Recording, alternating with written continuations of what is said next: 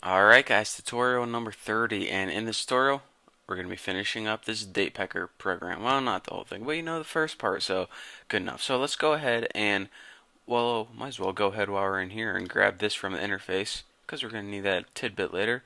Now go over in your implementation file, and of course, I didn't delete all these comments before like I should have. What a noob. Alright, get rid of those. Implementation, JPEG, good to go, good to go. Get rid of these. Nah, we'll leave those in there. I mean, why the H not? Alright, so what we want to do first is we want to synthesize datepecker. So under implementation, go syn, and then go right, and then datepecker, and this will give us our datepecker object, and we need this to, first of all, paste that, to access all the stuff from the datepecker. So now what we want to do is we want to grab the date from that picker. So ns date and store it in like a object called choice or something, and set this equal to, again, remember, our date picker object is our outlet to our date picker, so it's pretty much is the date picker.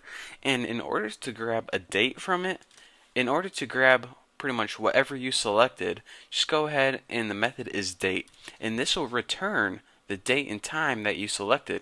Pretty cool, huh? So that date is stored in the variable called choice. But the thing is, whenever we use an alert box, we can't output a date. It doesn't know how to do that. It only knows how to output a string or text. So what we need to do is take this date and convert it to a string. Alright, we can do that. NS string, and just go ahead and we'll put like words or something. Ugh. Ugh. I just got like a sick taste in my mouth. It was gross. Alright, now let's go ahead and ns string, allocate some space for our new object, init with format, and the format for this is just put at %a, nothing fancy. I mean, you can put like, this is date if you want. Might as well, why the heck not? I already just typed it in. And choice.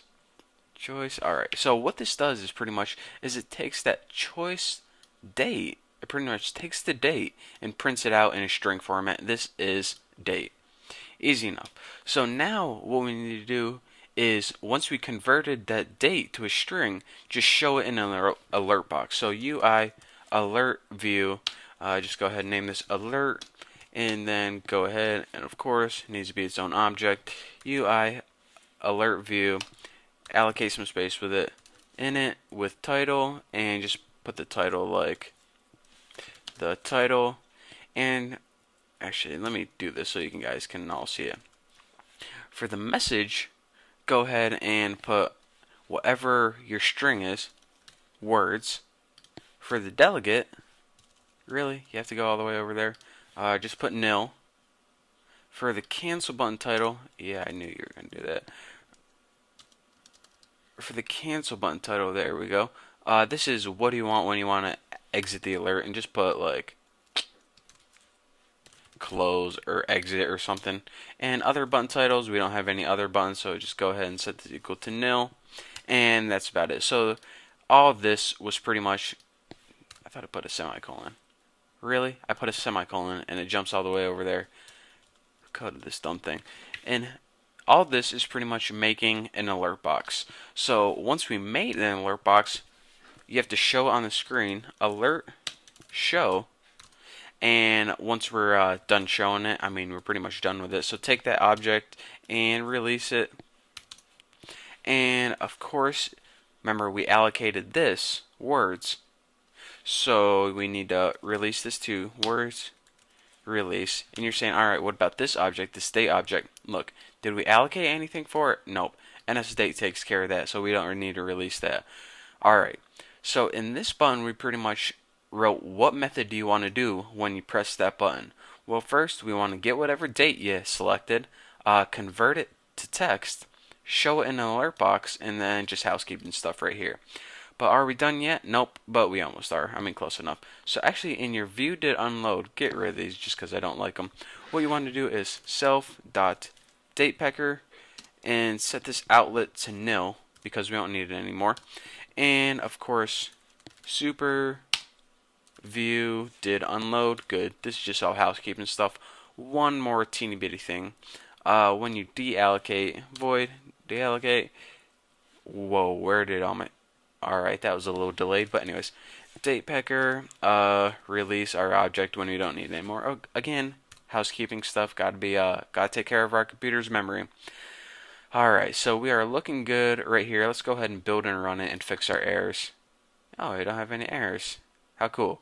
Alright, so this is our program right here.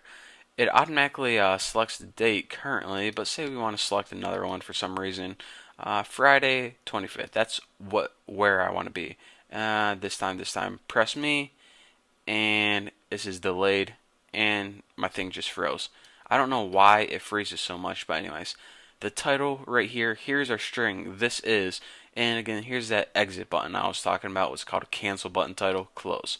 So go ahead, select another date. You can do this all day, guys. Another alert pops up, close, and that's that. So you see, this is the date view. We didn't build anything for the single, double, or dependent, custom. All we built is this one view right here. So, I hope you enjoy it because that's all you got so far. In the next tutorials, we'll be building these other ones. But, I got a feeling already that I'm going to stop halfway through and, probably just talk about something else. But anyways, thank you for watching. Don't forget to subscribe if you have any questions or need the code. Click on the link below, and I'll see you guys next tutorial.